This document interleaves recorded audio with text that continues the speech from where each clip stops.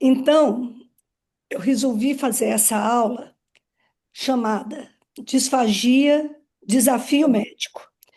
Justamente uma forma da gente comemorar e ser o eco do que está acontecendo nos Estados Unidos este mês, que é a conscientização sobre disfagia.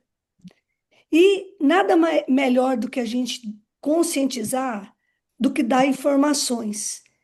E essas informações, elas não podem ficar só no âmbito médico, mas existe uma deficiência muito grande no entendimento que a disfagia, ela precisa ser entendida como um problema multidisciplinar, lembrando sempre do diagnóstico médico e da responsabilidade do médico assistente. Mas nós médicos sozinhos não vamos conseguir manejar a disfagia. Então, nós precisamos ser multiplicadores de informações e liderar a equipe multidisciplinar quanto ao cuidado. Lembrando que a enfermagem é o corpo da frente, é que está sempre 24 horas junto com o paciente, fazendo a interface família, Não? médico e outros profissionais, como fono, nutrição, físio, terapeuta ocupacional. Mas também é importante que a gente dê informações para o próprio paciente, para os cuidadores e seus familiares, a fim de deixar o fardo um pouco mais leve quanto à deglutição. E a nossa missão, não dá para a gente perder a oportunidade para divulgar neste mês de junho, que é o mês da conscientização. Lembrando sempre que o diagnóstico ele é médico e quanto mais precoce, melhor o desfecho. O compromisso médico quanto ao cuidado, ele é muito grande. E o que a gente percebe muitas vezes, que a gente delega essa função para outros profissionais da equipe, mas que a responsabilidade no cuidado também é responsabilidade médica. E o entendimento da disfagia, nós temos que entendê-lo como um problema a ser manejado. Nada aí? A disfagia é a dificuldade de engolir. Ela é complexa, ela envolve neuromuscular, cognitivo, sistema nervoso central, sistema nervoso periférico. É tão automatizado que a gente engole mais de 600 vezes ao dia sem perceber e sem se dar conta. Mas quando começa o problema, as pessoas começam a tentar compensar e achar que isso às vezes não é problema, principalmente o idoso. E temos que entender que, apesar dele estar automatizado, dessa deglutição ter começado lá na fase intraútero, ela dependeu de habilidades aprendidas associadas à deglutição, como a mastigação. E à medida que envelhece, essas compensações, elas podem se perder e diante de um organismo envelhecido com baixa resiliência, pode se perder a engrenagem dessa deglutição, não esquecendo também as comorbidades, principalmente nos extremos da vida. A disfagia precisa ser entendida de uma forma que não é apenas a dificuldade no manejo das próprias secreções do trato aerodigestório, superior e inferior. Pode também, além dessa dificuldade no manejo da secreção, a dificuldade com alimentos nas suas diferentes consistências e volumes. Mas nós não podemos deixar de fora a dificuldade com medicações, e que às vezes a dificuldade com medicações agrava o manejo das próprias secreções, agrava a dificuldade em relação aos alimentos, e isso é disfagia, entendendo então o conceito completo. E ela está associada a um amplo espectro de doenças, tanto congênitas quanto adquiridas. E realmente ela é influenciada pela idade e pelas comorbidades. E nessa reunião de experts que aconteceu para discutir disfagia, faltou esse conceito, faltou a inclusão de medicações. Então, nós não podemos deixar de fora a dificuldade de medicação, lembrando que a disfagia é uma das principais causas de mortalidade entre os idosos saudáveis, criança e adultos com doenças neurológicas, principalmente o AVC, paralisia cerebral e demência, os pacientes com câncer de cabeça e pescoço. E lembrando sempre que a deglutição tem que entregar hidratação e nutrição. Isso é a eficiência da deglutição. Se tem desnutrição e desidratação, a deglutição não está eficiente. E se acontece pneumonia aspirativa, está comprometida a segurança da deglutição. E isso tudo impacta na prevalência da disfagia. Por isso, a uniformização do conceito. E não existe consenso universal nem quanto ao conceito e nem a forma de avaliação. Também isso influencia a prevalência. E quais seriam os critérios necessários para entrar na definição? Então, é um sinal e um sintoma, certo? E que tudo isso pode ser visto em avaliação instrumental. E nós temos que entender, em padrão de atendimento, oferecer tudo o que tem às nossas mãos. E a prevalência na população geral varia de 2 a 16% na literatura mundial. O nosso trabalho, recentemente publicado, mostrou uma prevalência entre os adultos brasileiros sem queixas de disfagia por volta de 15%. As doenças como o AVC, a literatura mostra uma prevalência de 8 a 80%. E por que tanta discrepância? O Parkinson de 11 a 80%. TCE, um terço dos pacientes.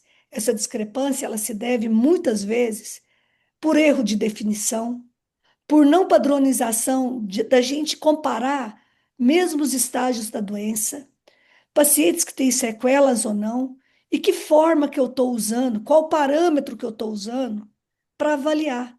Por isso a necessidade de uniformizar o que pode ser visto diante da videoendoscopia da deglutição.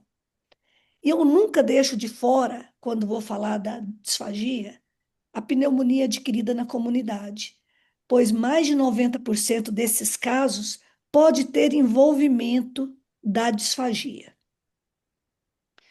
E as publicações teve um crescente a partir de 1988.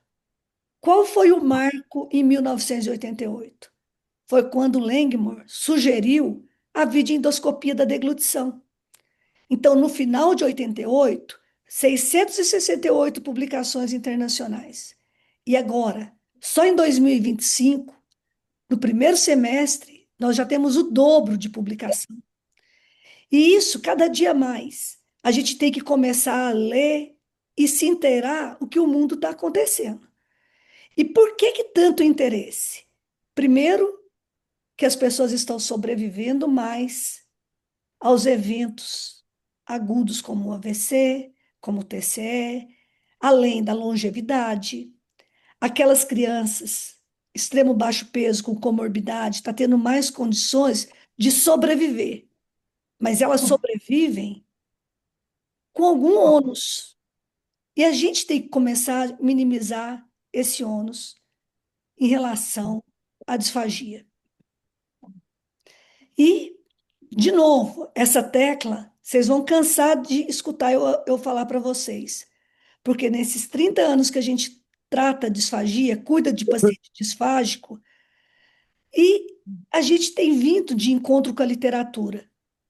Os trabalhos americanos mostram que 40% dos entrevistados, quando tem uma busca ativa pela dificuldade de tomar medicações, e essa queixa, ela não é levada pelo paciente ao seu médico assistente. Daí a necessidade da gente ter sempre um alerta. Paciente que toma medicações, perguntar se ele está tomando ou se ele tem dificuldade, porque a nossa obrigação é de facilitar que ele tome a medicação. E essa dificuldade é extremamente comum entre idosos. E isso traz prejuízo para a saúde física, mental e bem-estar. E, muitas vezes, a disfagia por comprimido não é um desafio isolado. Ele pode ou não estar associado à dificuldade de se alimentar e ingerir líquidos. Qual a consequência que traz a disfagia por comprimido? Primeiro, que se ele não tem a entrega para ser absorvida ou no estômago, no trato gastrointestinal, vai diminuir a biodisponibilidade. Então, a farmacocinética é extremamente importante. E conforme o medicamento, se ele ficar no esôfago ou se ele ficar na faringe, ele pode levar a ulcerações, certo? Esse impacto esofágico também. Então, nós temos que ter essa ideia. E, mais importante ainda, é quando está sendo aspirado. E se está sendo aspirado, eu nunca ouvi falar em absorção pulmonar de medicamento, certo? Então, assim, nós temos que estar muito atento com isso. E um outro erro médico extremamente comum de recomendação é restringe a via oral, mas para remédio não. O remédio a senhora pode continuar tomando por boca. E isso a gente vai observar que quando a gente está tentando reintroduzir a via oral no paciente disfágico, uma dificuldade grande que a gente tem que superar antes de pensar em tirar a via alternativa é que o paciente tenha recuperação plena, inclusive para tomar medicações. E eu quero mostrar isso para vocês no nosso dia a dia, o paciente tentando reintroduzir a via oral, a gente tentando ajudá-lo a tomar medicação. Você vai ver, mesmo usando manobra, mesmo reabilitando, ele não consegue tomar. Você vai ver que essa paciente ainda tinha força e que ela vai cuspir a medicação. Tá, vou tratar. Pode falar. Certo? Então, essa é uma dificuldade muito comum, fora o risco de aspirar. E, dando continuidade, vamos ver o mapeamento da disfagia nos Estados Unidos. 300 a 700 mil pessoas por ano apresenta disfagia. Um em cada 6 adultos relata ter disfagia, mas apenas 50% discute essa dificuldade com seu médico. Então, existe uma alta probabilidade que você ou alguém que você conheça tenha disfagia e às vezes é subclínica e não está trazendo esse problema. E qual a repercussão da disfagia? Ela tem repercussão física, da desnutrição, da pneumonia, até mesmo da morte. Uma repercussão mental. O paciente fica estressado, fica ansioso, principalmente na hora de se alimentar. E outra repercussão é o social. Ele evita de comer em público e vai se isolando da própria família. Porque a família às vezes não aceita que ele pigarreia, fica nojento. E eu falo, ruim é ele engasgar. E que às vezes o pigarrear e engolir, tossir, vai fazer parte daquele momento social do paciente. Então, alguns sinais e sintomas são sugestivos de disfagia. Por exemplo, aquela criança que não ganha peso, ou a perda de peso não intencional em adulto. Tem que ser investigado, certo? Tosse durante ou após as refeições. Mas nós temos que lembrar que uma população dos pacientes disfágicos, ele não tem tosse, ele é aspirador silencioso. E muitas vezes eles vão começar a ter infecções pulmonares recorrentes. Alguns podem apresentar regurgitação nasal, alguns podem ter a queixa de ter regurgitação esôfago-faríngea, ou simplesmente fala do refluxo.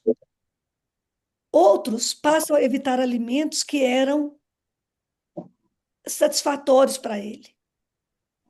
Outros reclamam da sensação de entalo.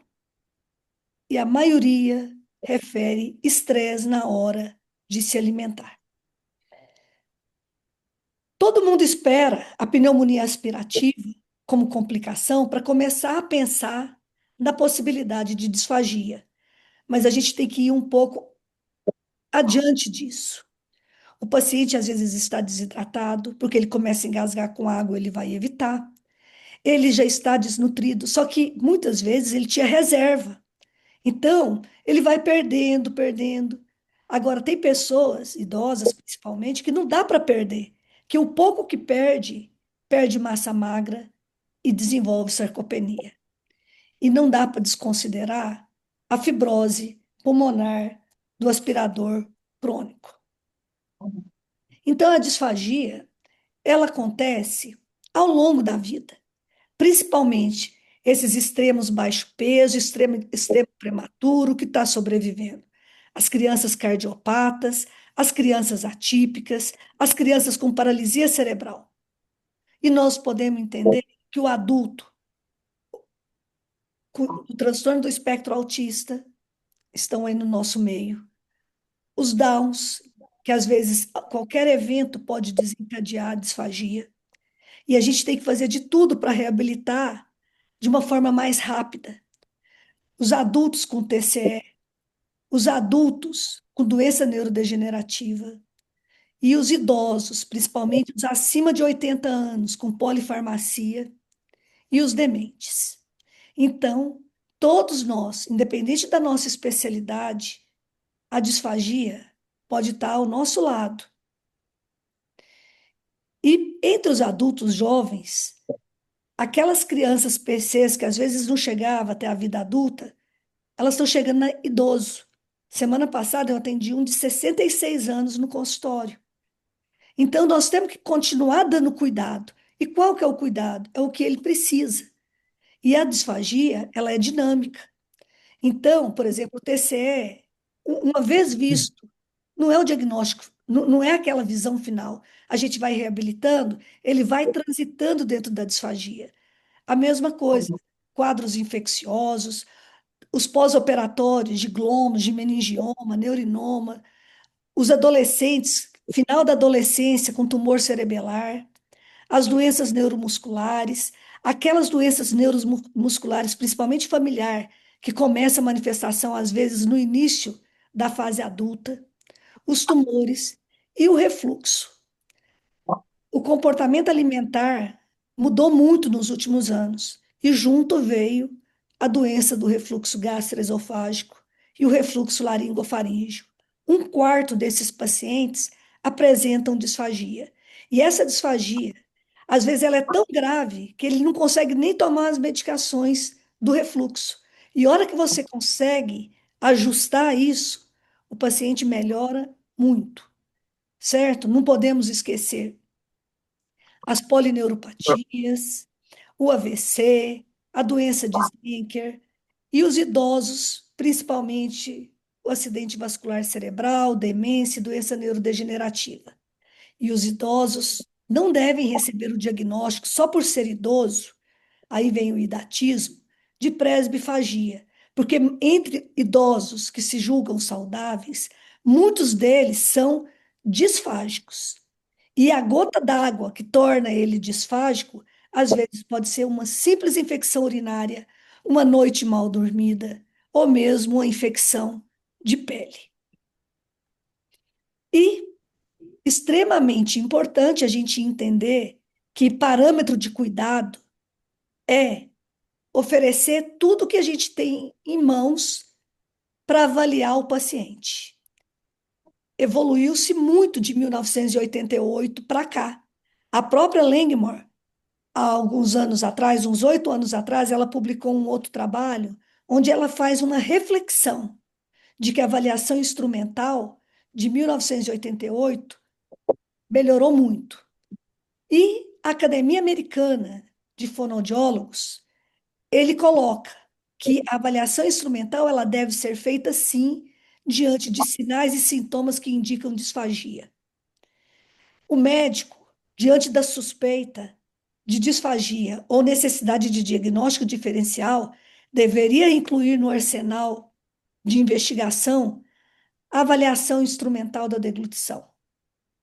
Aquele indivíduo que tem comprometimento nutricional ou pulmonar, disfagia tem que estar entre as hipóteses diagnósticas.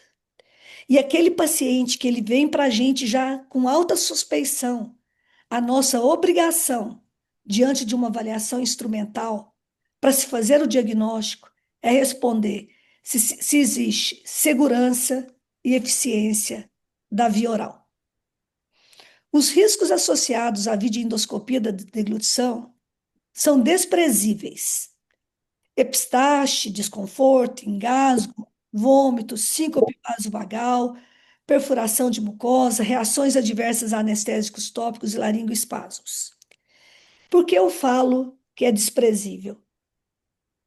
Já teve trabalho com mais de 3.000 videoendoscopia da deglutição que não julgou os riscos. Recentemente, nós fizemos uma avaliação em mais de 200 adultos e mais de 50 parkinsonianos. Não tivemos nenhum evento adverso pela videoendoscopia da deglutição. E nós atendemos realmente paciente disfágico. E aí vem essa segunda parte. Existe risco associados à VED. Ela é extremamente segura. Os riscos associados à disfagia, que vai ser visto na VED, é justamente para ajudar ele a sair da situação. E a própria Langmore falou em 2017 que deve ser desconsiderado, pois o paciente disfágico, diante de uma videoendoscopia da deglutição, nós simplesmente estamos constatando o que acontece com ele a todo momento. Então, é esperado num paciente disfágico, durante uma videoendoscopia da deglutição, que a gente encontre aspiração. E, tão importante, a gente também incluir, durante a videoendoscopia da deglutição, a oferta dos medicamentos, principalmente as medicações habituais do próprio paciente. E isso eu vou mostrar para vocês nessa avaliação. Essa paciente, pouco mais de 60 anos, apareceu no ambulatório há umas 3 semanas, encaminhado pela fono que tinha avaliado ela de véspera, tinha pedido um videodeglutograma para ela, e veio com a cuidadora. E nós, por hábito, a gente pede para a cuidadora ofertar da forma que ela faz em casa. Tudo da mesma forma. Ela vai estar sentada, os remédios a gente vai ofertar tudo mais ou menos do jeito que ela usa. Então, vocês observem. Dificuldade no manejo da própria secreção. Chama atenção da ectoscopia dela, tá? Aí coloca fase oral. Sim. Vamos observar a fase oral, o que acontece. Viu? Estase de saliva, dificuldade no manejo da saliva. Aí chega. Anterior, né? É importante gravar? Sim, porque a gente vai estar inferindo o que está acontecendo na fase oral. Então, a gente falou, ela teve escape anterior, ela teve escape posterior, e o que chegou lá. Veja, vou voltar aqui para vocês verem aonde que desencadeia o reflexo. O que chama atenção na ectoscopia dela, Tati? Vocês precisam ficar atentos na fase oral. Sim. Ó, vamos lá. Oi?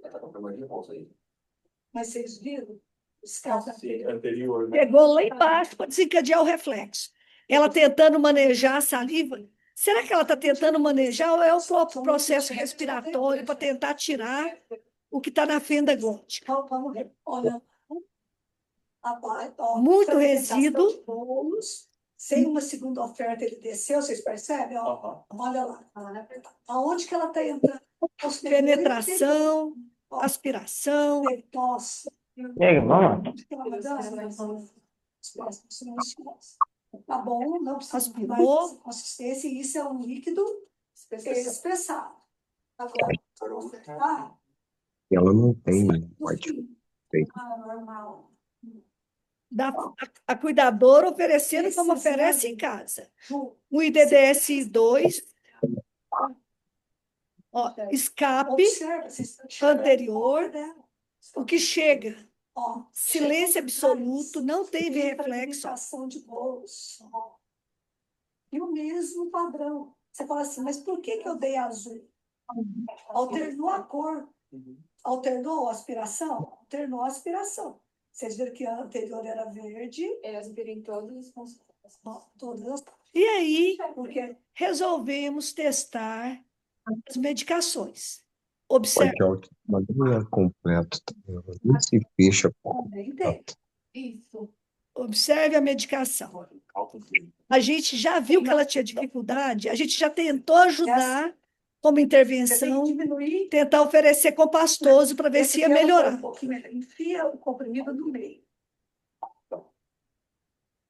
Disfarça bem ele. Quanto mais camuflado ele ficar, menos vai ter dois estímulos diferentes. Aí você coloca um volume menor, isso, comprime, isso, e pode pôr do meio da língua para trás. Tá. Ela não tem força de língua para jogar. Então, observem.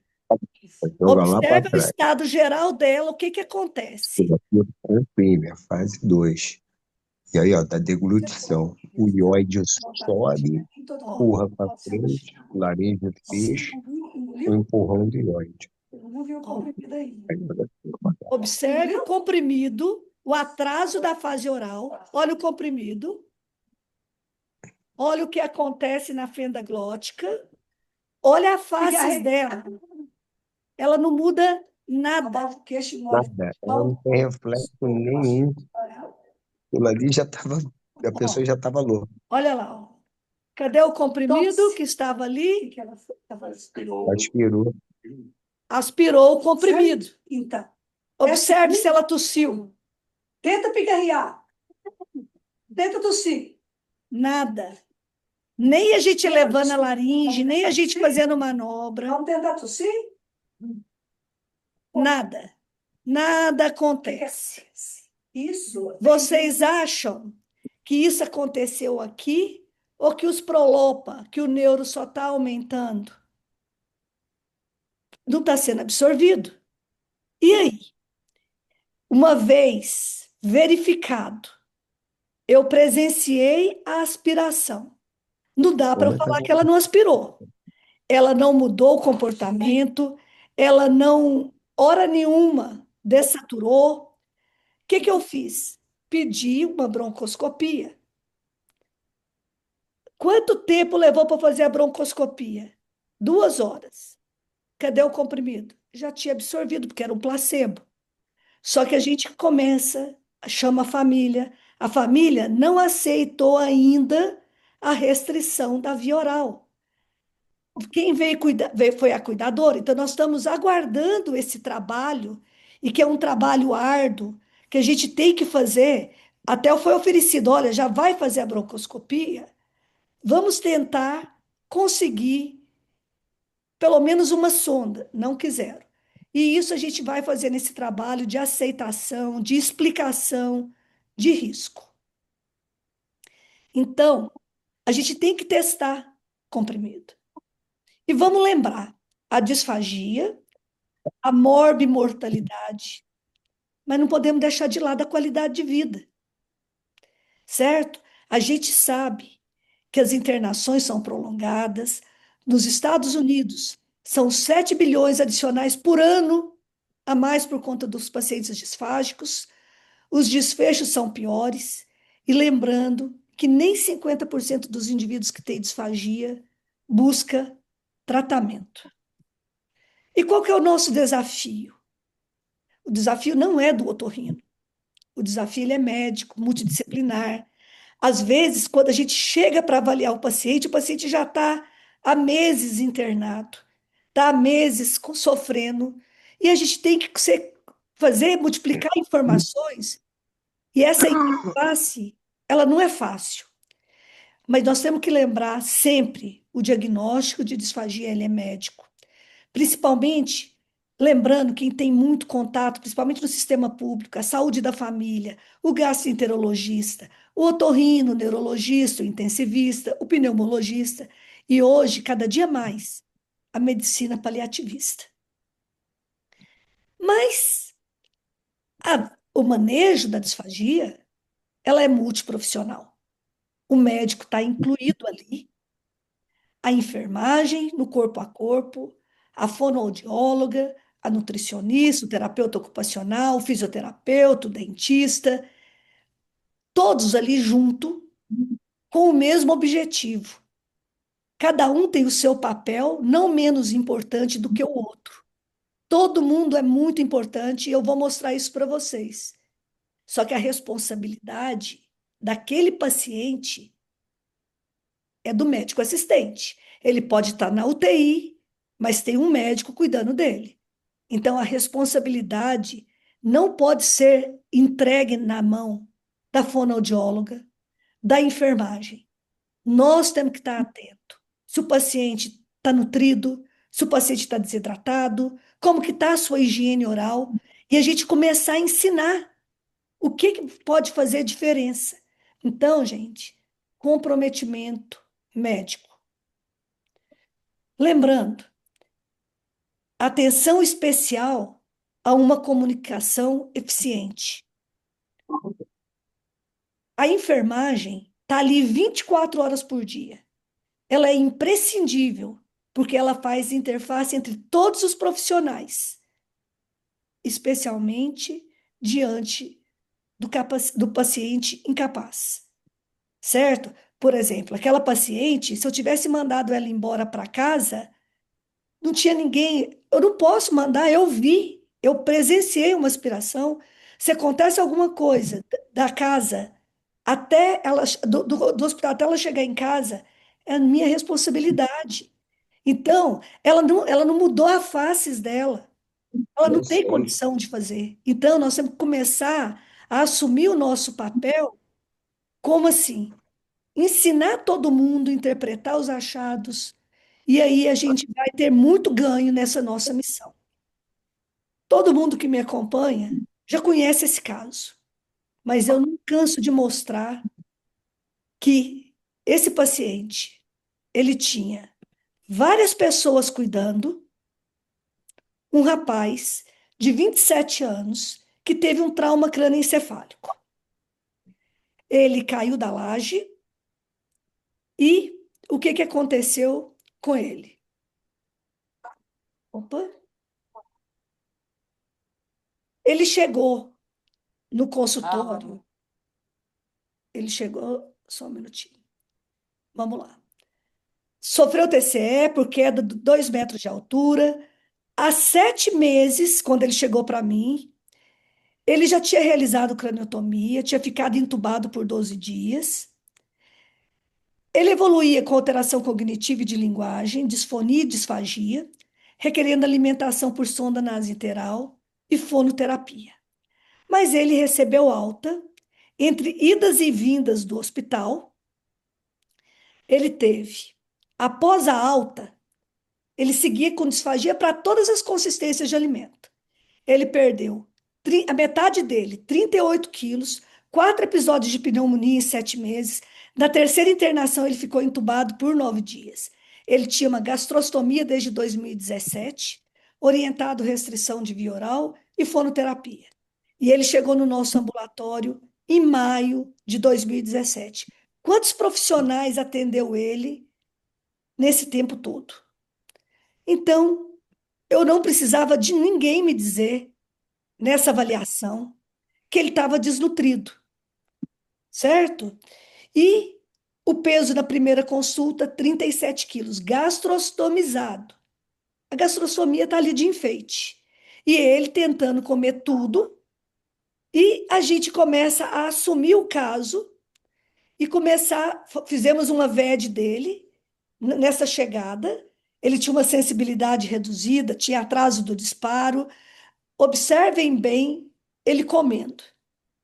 Olha o sólido, resíduo de sólido, aspirando nessa região retrocricoídea e sem tosse eficiente. Jovem, a gente tem que fazer restrição de via oral. Ele tem grande chance de sobreviver. É zero oral. Foi encaminhado para fonoterapia sem volume. Chamamos a nutricionista para ajudar o ajuste da alimentação pela gastrostomia. E olha o que vai acontecendo com ele. Claudão. Ele foi acompanhando. Voltou em fevereiro de 2018. Vamos lá. A gente tentando acompanhar ele de julho. Nossa. Olha, vamos lá. Em julho de 2018, ele voltou para a gente. Para de compartilhar e volta a compartilhar. Vamos lá.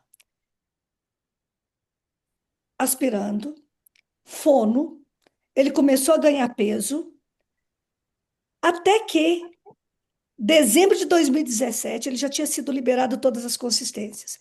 Começou com dispneia e estridor laríngeo há um mês. O paciente de 27 anos, passou por diferentes especialidades, 3 internações, a terceira internação com outra internação, paciente desnutrido.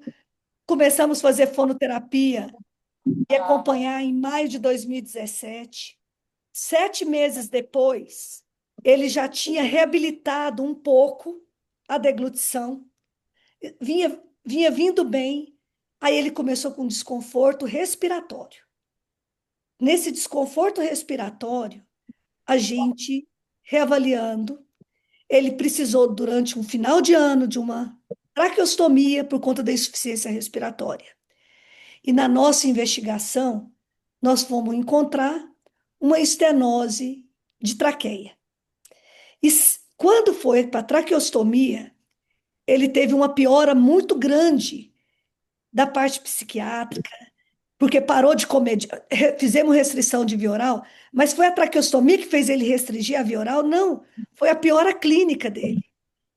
E ele não tinha condição para reavaliar, para poder corrigir aquela tráqueo dele, aquela estenose traqueal dele. E a gente continuou acompanhando ele. Fevereiro de 2018, a VED mostrava uma piora importante da deglutição.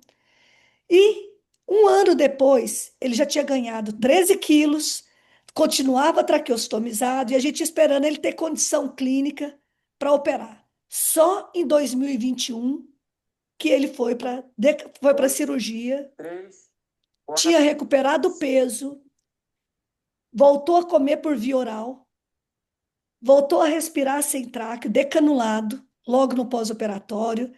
E o nosso agradecimento ao Dr. José Eduardo, que é o nosso guardião lá que nos ajuda sempre. Então, a gente sempre mostra esse caso. Por quê? Vocês acham que ele precisava passar por tudo isso? Se a gente sabe que o TCE, a disfagia, é um fator de risco, a segurança, as pneumonias que ele teve, a necessidade de intubação prolongada, tudo isso a gente tem que começar a olhar no retrovisor e pensar para os nossos próximos pacientes. O que a gente pode ajudar?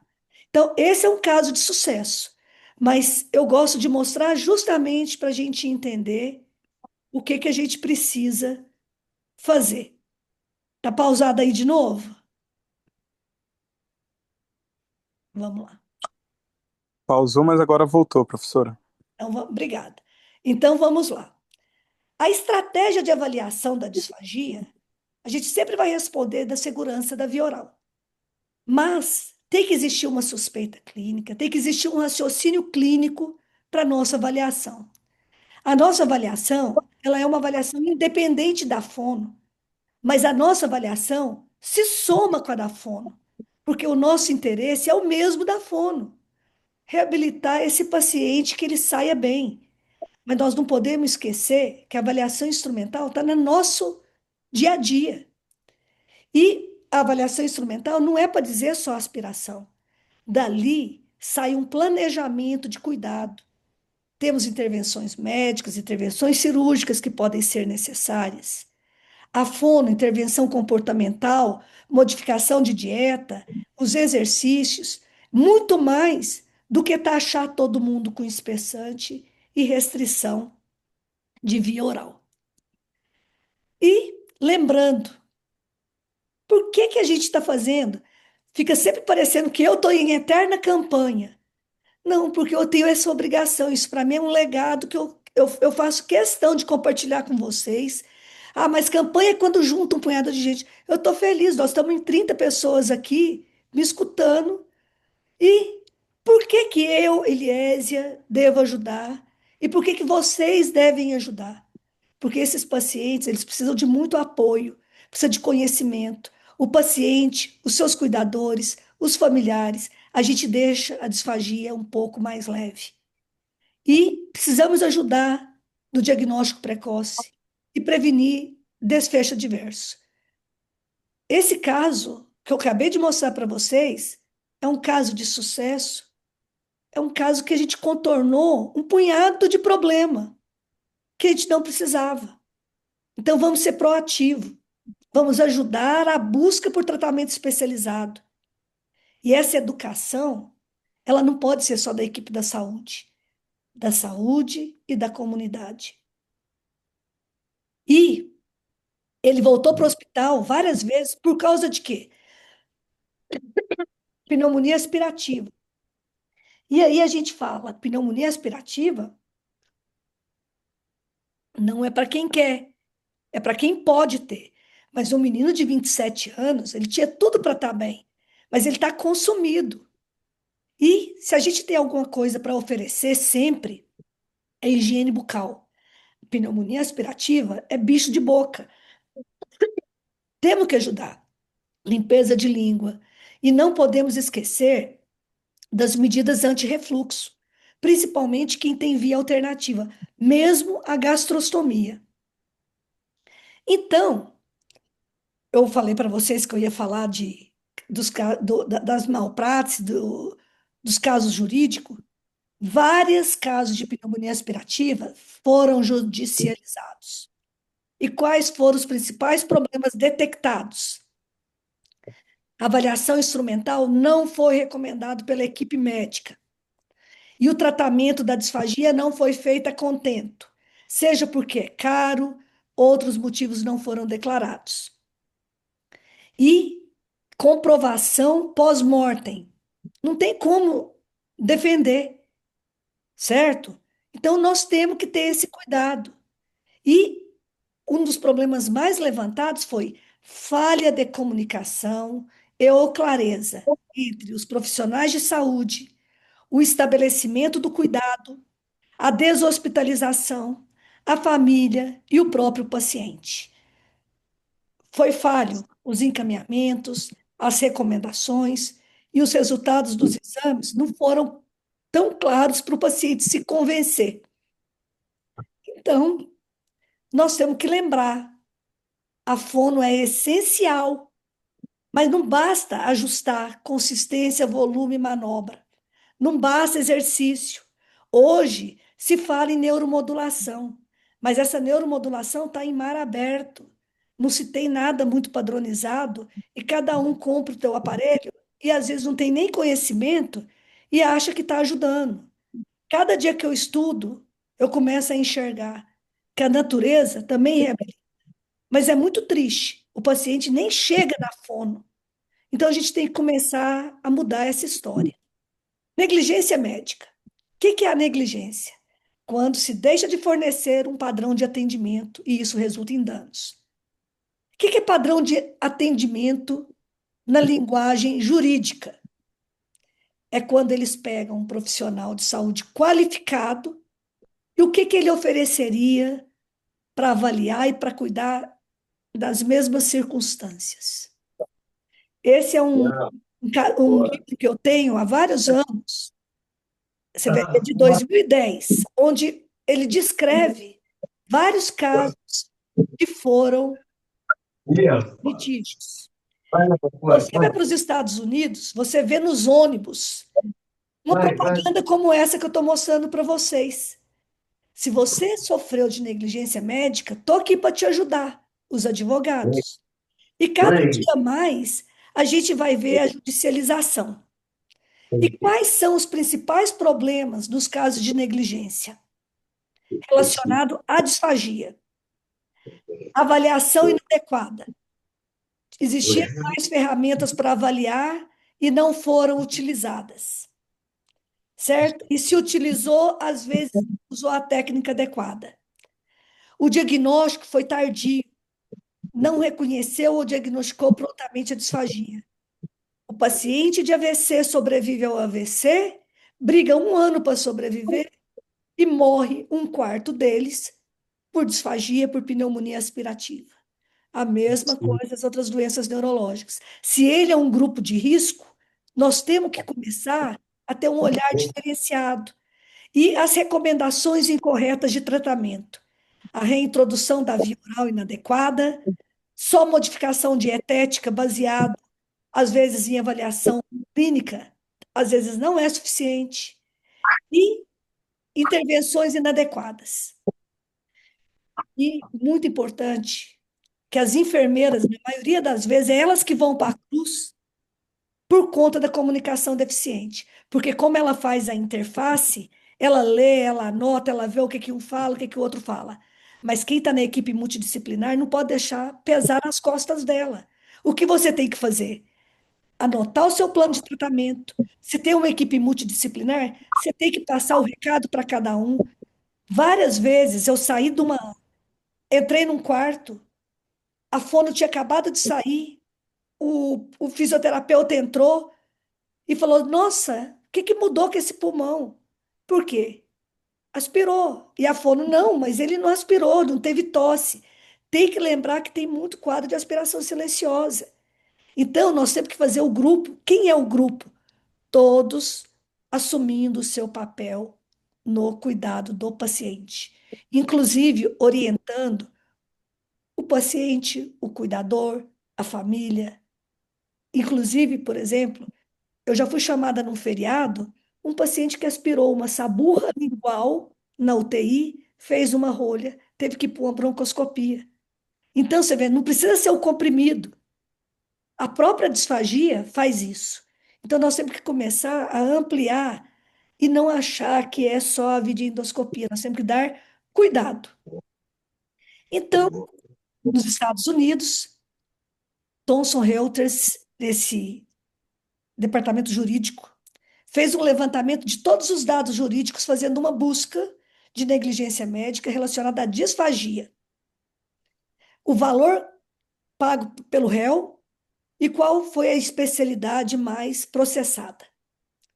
Foram 45 casos de litígio, sendo que 73% a decisão jurídica foi a favor do réu, 55% dos casos tinha disfagia iatrogênica, os acordos e vereditos variaram de 25 mil a 5 milhões de dólares, em média 1 milhão.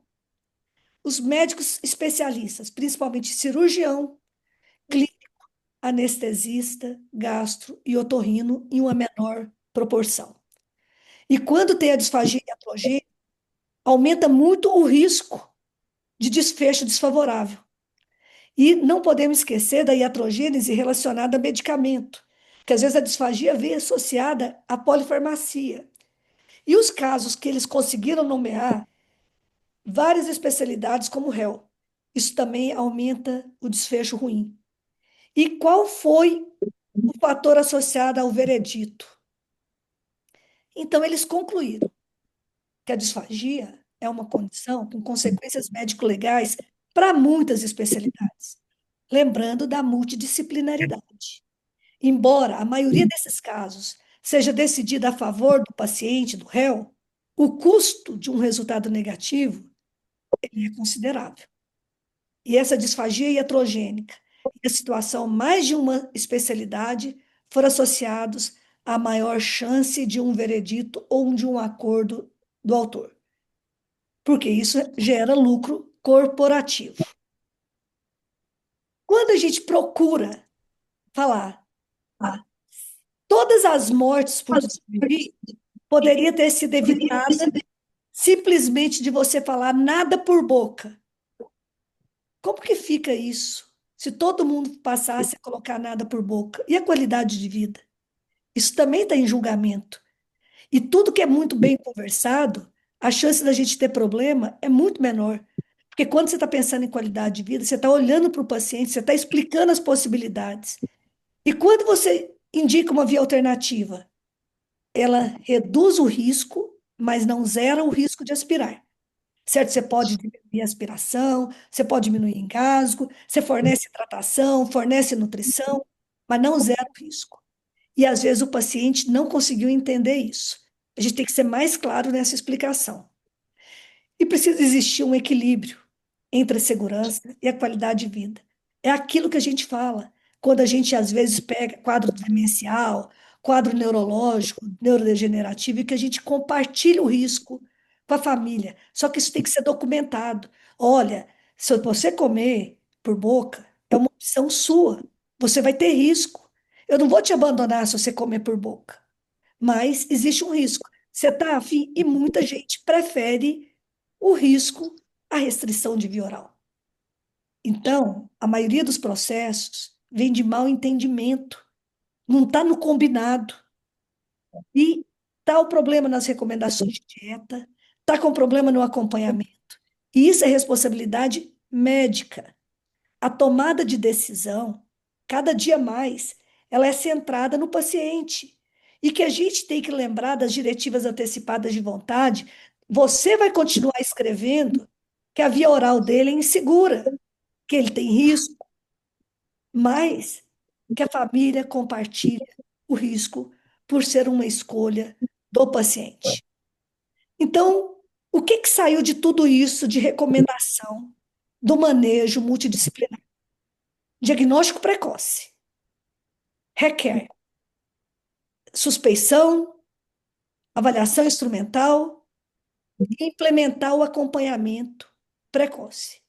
Recomendações precisam ser muito claras, principalmente relacionada à mudança de dieta, via alternativa de alimentação, medidas comportamentais contra aspiração e engasgo, principalmente aquelas pessoas que têm a dieta ligada o dia inteiro.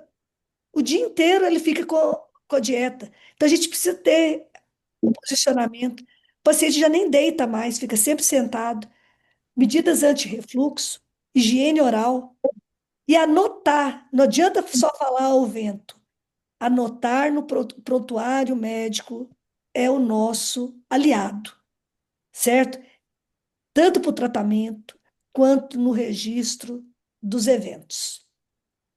A discussão entre a equipe a definir o planejamento de atendimento e fazer o julgamento dos riscos. E existe desafio comunicativo específico multiprofissional. Por isso que vocês começam a ver que está tendo ronda nos hospitais com todo mundo junto, para poder tentar cada um assumir a sua parcela de responsabilidade. Um termo de consentimento livre e esclarecido, ele é importante, certo? Mas não adianta você ter assinatura. Precisa o indivíduo estar muito claro que ele compreendeu as alternativas de tratamento antes de assinar e antes de você implementar o tratamento. Principalmente naqueles pacientes onde existe um radicalismo. De repente você fala assim, zero oral, certo? E quando você vai começar a reintroduzir a via oral? A recusa do tratamento precisa ser registrado. Também é documentado. A simples ausência da recusa não quer dizer que ele consentiu. Então, a gente vai começar a cada dia mais a ter problema. Isso acontece muito no Canadá e muito nos Estados Unidos. E na Itália? Na Itália, as seguradoras começaram a não, além de aumentar a franquia, não querer renovar nesse mercado de erro médico. O que eles fizeram, então? Forçou o hospital a ter um autogerenciamento das reclamações. O médico legal, que antes ele ficava lá só naquela parte de autópsia, das necrópsias, ele foi trazido para dentro do hospital para fazer um treinamento para cooperar entre os profissionais envolvidos em gerenciamento de risco clínico. E lembrando sempre, isso aqui não é só proteção contra malpraxe, não. Precisa melhorar o sistema de saúde, certo? Isso, ao- quando dói o bolso, não é só a morte, é o custo que está deixando de ajudar outros sistemas para poder ficar apagando o fogo das complicações.